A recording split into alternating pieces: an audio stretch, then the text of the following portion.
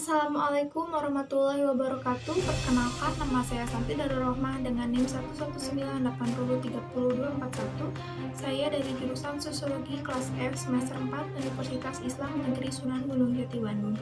Di sini saya akan membuat video mengenai salah satu materi dari mata kuliah Ilmu Fikih, yaitu prinsip dasar ilmu fikih. Video ini dibuat sebagai salah satu tugas akhir semester.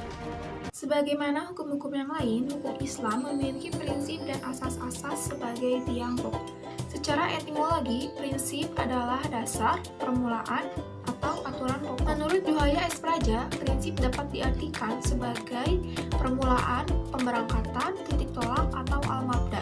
Adapun secara terminologi, prinsip adalah pembenaran universal yang inheren di dalam hukum Islam dan menjadi titik tolak pembinaan. Prinsip inilah yang nantinya akan membentuk hukum dan cabang-cabangnya. Prinsip hukum Islam yaitu ada dua, yaitu prinsip umum dan prinsip khusus. Prinsip umum ialah prinsip keseluruhan hukum Islam yang bersifat universal, sedangkan prinsip khusus ialah prinsip-prinsip dari setiap cabang hukum Islam. Prinsip-prinsip fikih atau hukum Islam menurut Juhaya S. Praja ada 6. Yang pertama yaitu prinsip tauhid. Prinsip ketauhidan menghargai akal pada posisi yang serasi dengan wahyu dalam upaya untuk mempercayai atau meyakini keberadaan Allah. Prinsip tauhid ini juga menghendaki dan memposisikan untuk menetapkan hukum sesuai dengan apa yang telah diturunkan oleh Allah, yaitu Al-Quran dan As-Sunnah. Dari prinsip umum tauhid, maka lahirlah prinsip-prinsip khusus yang merupakan kelanjutan dari prinsip umum tauhid yang tadi. Contohnya, prinsip yang berlaku dalam fikih ibadah. Prinsip yang pertama yaitu berhubungan langsung dengan Allah tanpa perantara. Artinya ialah tidak ada seorang pun manusia yang dapat menjadikan dirinya zat yang wajib disembah selain Allah.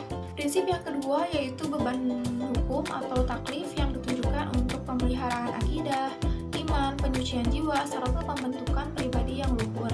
Artinya, seorang hamba Allah dibebani ibadah sebagai bentuk atau aktualisasi dari rasa syukurnya atas nikmat Allah yang telah diberikan kepadanya. Prinsip fikih atau hukum Islam yang kedua ialah prinsip keadilan.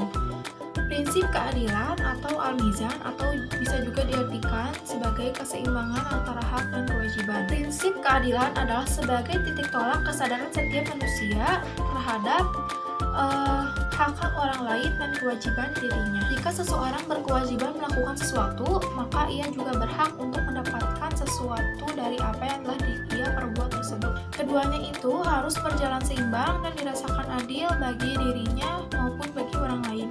Prinsip yang ketiga yaitu prinsip amar ma'ruf dan nahi munkar. Tujuan dari prinsip amar ma'ruf dan nahi munkar ini adalah untuk menyebarluaskan kesamaan hak dan kewajiban. Karena dalam hukum Islam pun sudah ditanamkan dalam diri setiap muslim. Untuk itu, seluruh umat Islam mempunyai kewajiban untuk memberikan contoh perilaku yang patut diteladani oleh umat muslim yang lain, sehingga umat muslim yang lain pun akan berperilaku baik seperti yang kita contohkan.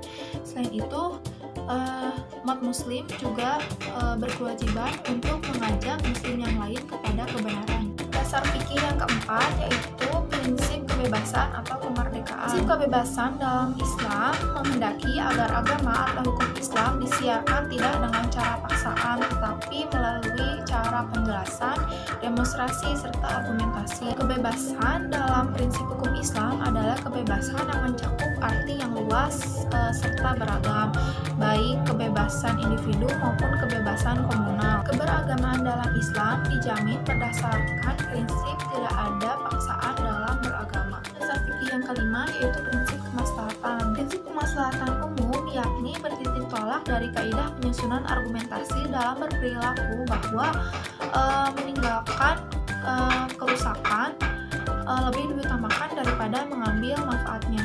Operasionalisasi kaidah ini berhubungan dengan kaidah yang menyatakan kemaslahatan khusus. Prinsip dasar fikih yang keenam yaitu prinsip ta'awun. Prinsip ta'awun memiliki makna saling membantu antara sesama manusia yang diarahkan sesuai prinsip tauhid, terutama dalam peningkatan kebaikan dan ketakwaan. Prinsip ta'awun atau tolong menolong ini ini dijadikan sebagai titik tolak ukur kehidupan manusia sebagai makhluk sosial yang pada hakikatnya saling membutuhkan satu sama lain. Dalam prinsip toleransi atau tasamu, terdapat salah satu ahli yang mengemukakan pendapatnya mengenai makna prinsip toleransi, yaitu Wahbah al-Zuhaili. Beliau memaknai prinsip toleransi tersebut pada tataran penerapan ketentuan hukum Al-Quran dan hadis yang menghindari kesempitan dan kesulitan, sehingga seseorang tidak lagi mempunyai alasan atau jalan untuk menegakkan syariat ketentuan hukum Islam. Ruang lingkup tasamu tidak hanya sekedar pada persoalan ibadah saja, tapi mencakup seluruh persoalan ketentuan hukum Islam seperti muamalah, sipil, hukum pidana, hukum peradilan, dan lain sebagainya. Tasamu atau toleransi dalam hukum Islam lebih tinggi nilainya dari hanya sekedar rukun dan damai. Tasamu atau toleransi yang dimaksud adalah toleransi yang tidak memaksakan serta tidak merugikan orang lain. Prinsip persamaan atau egalite. Prinsip persamaan yang paling nyata terlihat pada konstitusi Madinah, yakni prinsip Islam yang menentang perbudakan serta penghisapan darah manusia atas manusia. Prinsip persamaan ini merupakan upaya penting yang berperan dalam pembinaan dan pengembangan hukum Islam untuk menggerakkan dan mengontrol kehidupan sosial.